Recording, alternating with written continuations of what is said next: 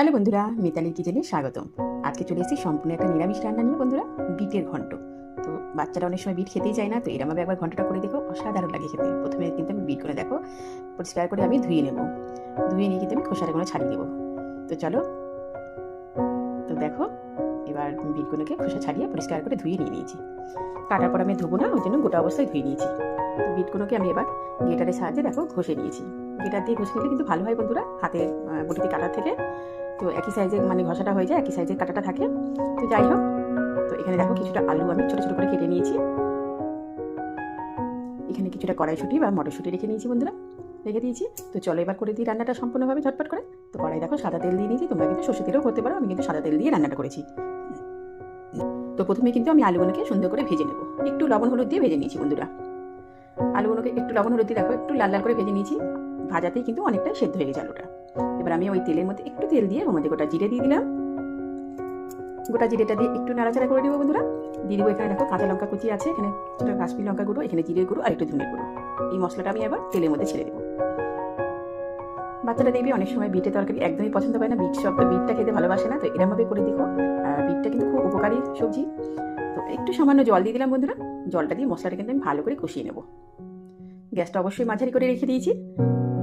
মশলাটা কিন্তু আমি ভালো করে কষিয়ে নেবো অনেকক্ষণ ধরে, যাতে কাঁচা মশলার গন্ধটা বেরিয়ে যায়।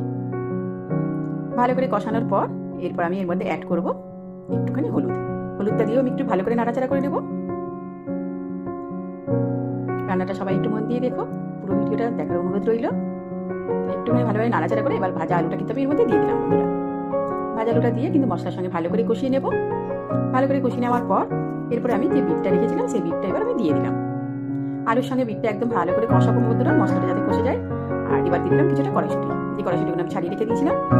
এবার আলু দিয়ে মটরশুঁটি দিয়ে আর হচ্ছে বিটটা দিয়ে ভালো করে কষাবো। একটু দিয়ে দিলাম লবণ।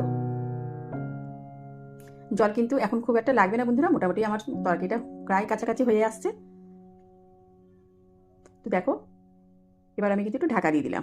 এবার আমি সামান্য একটুখানি জল দেবো, বেশি জল দেবো না, কারণ আলুটা আমার ভাজাই আছে আর বিট তো গেটারে কষে নিয়েছি, খুব নরম বিট, চট করে হয়ে যাবে। তো এরমভাবে ঢাকা দিয়ে মাঝে মাঝে আমি একটুখানি ঢাকা দিয়ে রেখে দেবো, তাহলে তরকারিটা আমার খুব তাড়াতাড়ি ঘন্টটা হয়ে যাবে। দেখো প্রায় মোটামুটি আমার কমপ্লিট হয়ে গেছে বিটের ঘন্টটা। এবার আমি একটুখানি চিনি দিয়ে দেবো। বিটের তরকারি একটু মিষ্টি মিষ্টি হলে খুব ভালো লাগবে খেতে। এটা রুটি বলো পরোটা বলো দারুণ লাগে খেতে। একবার করার অনুরোধ রইল, একবার করে দেখো। তো দেখো ফাইনালি কিন্তু আমার বিটের ঘন্টটা প্রায় হয়ে এসছে। এবার আমি একটু গরম মশলার গুঁড়ো দিয়ে দিলাম ওর মধ্যে। তো কেমন লাগলো রান্নাটা, আর একটু দিয়ে দিলাম ঘি আর গরম মশলাটাই আমি একটু আবার নাড়াচাড়া করে নেবো। যদি ভালো লাগে